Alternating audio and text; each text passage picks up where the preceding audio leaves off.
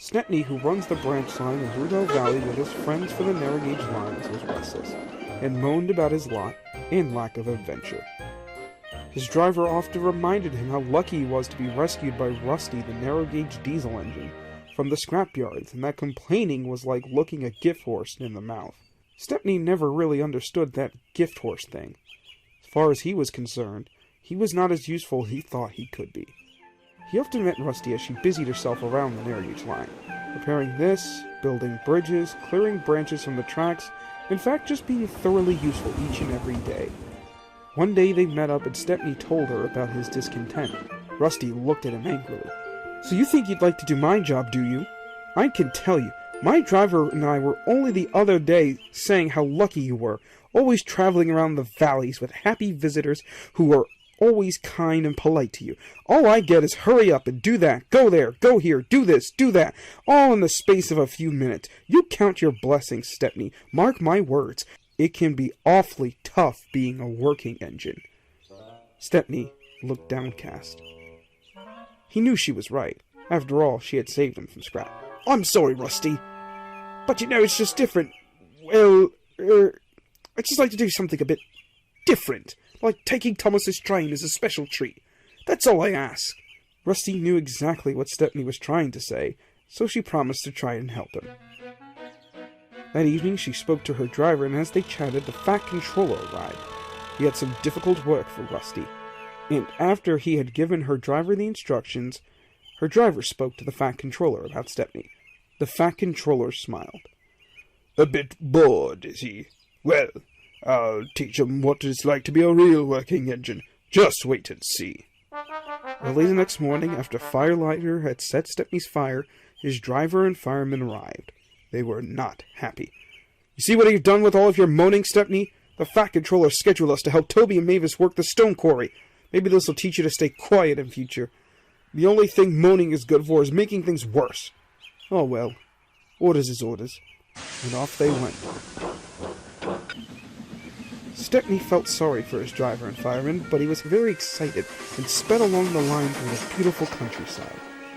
Soon they traveled over mountain passes, over rickety bridges, and at last they entered the quarry. Stepney's driver spoke to the foreman, who soon put them to work shunting trucks. Toby was very glad to see Stepney, as was Mavis. It was the first time Mavis had met Stepney, and she instantly liked him. She showed him what to do and how to park the trucks in their selected sidings. "Big rock in these sidings, ground rock in these, gravel in these, and dust in those. And if you're really lucky, foreman would tell you to take the trucks to Farquhar Station. That's where you can have a rest." But Stepney didn't want to rest. He liked working. Soon he was as dusty as Toby and Daisy, and that made him feel very important. "Now I'm a really useful engine," he said proudly to himself. The foreman was duly impressed with Stepney. He told Stepney's driver to take a long train of trucks to Farquhar. "After that, you may as well go home. I'm sure you don't want to do night work, do you?" Stepney spoke first. "Oh yes, please, sir, please." His driver looked sternly at him. "The Fat Controller told us that we should be back before dark. But I suppose a little night journey would be fun," he replied. "I'll arrange it with the Fat Controller. And thank you," said the foreman. So instead of going to Farquhar that afternoon, they arranged a night special. The train consisted of trucks loaded up with small stone, which was to be used on the construction of a new section of railway in the valley. Night fell. Stepney said goodbye to Toby and Mavis, and off he set. It was a beautiful moonlit night. The valleys and mountains seemed to glow, and the rails hummed, and Stepney was very happy. They arrived at the construction site. It was very active.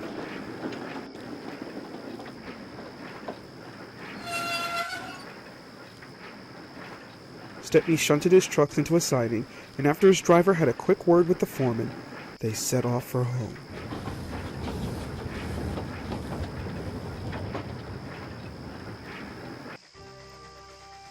His driver spoke to the fireman. "We'll have to look for a junction, Sid. The foreman said we could toot the signal in and he'll change the points for us." Then the mist came down. This made everything very spooky.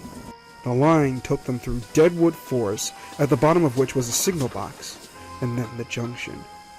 Stepney's driver saw a dim light in the far distance, so he tooted. Little did he know the signalman was fast asleep inside after a huge supper of shepherd's pie. He was quite oblivious to Stepney's toots. What's more, he had left the phone off the hook, so the foreman wasn't able to relay the message to him about Stepney.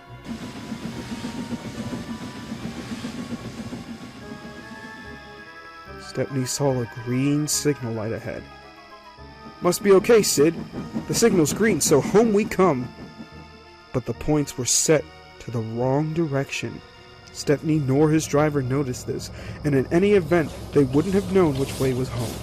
They just trusted the signalman. After a while of traveling, the mist lifted. Stepney's driver became concerned. "Sure, this is the wrong line. We were meant to be traveling down a single track. But there's two." Stepney was worried. He sensed something was terribly wrong and wanted to stop, but his driver wouldn't let him. Quite suddenly, they rounded a bend, and they saw a huge marshalling yard ahead.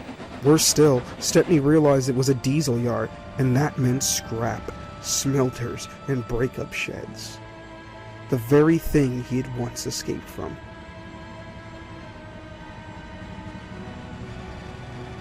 His driver slowed down.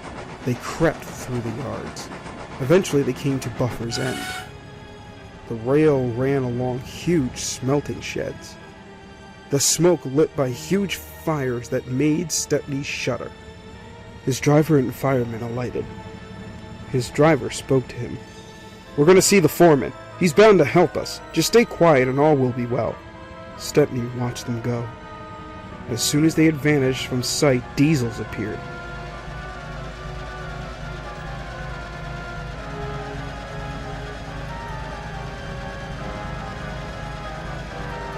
One in front of him, and one behind. Stepney recognized them. They recognized him. "Got you this time, Stepney. We'll scrap you tomorrow." They hissed and snuck away. Stepney was terrified. Meanwhile, his driver and fireman were enjoying hot mugs of chocolate and rough-cut sandwiches. The foreman was a big friendly chap, and he assured them both that Stepney would be okay till dawn. But Stepney wasn't okay. Several workmen called wreckers had been alerted by the diesels of Stepney's presence, and that he was to be scrapped immediately. The wreckers gathered around him. "Seems a pity, really. Looks in good shape to me. Orders is orders. If the boss says scrap him, then scrapped he has to be. Fred, couple the diesel to him and tow him into the shed." And with that, a grinning diesel towed him away into the gloom of the smelter's shed. He was lined up under a huge grabber. The huge flames from the smelter cast an awesome light across his face. He looked up and saw the grabber slowly descend upon him. But just as it reached his cab, it came to a screeching halt.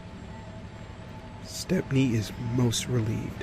Suddenly, his driver and fireman, accompanied by the Fat Controller, appear in front of him.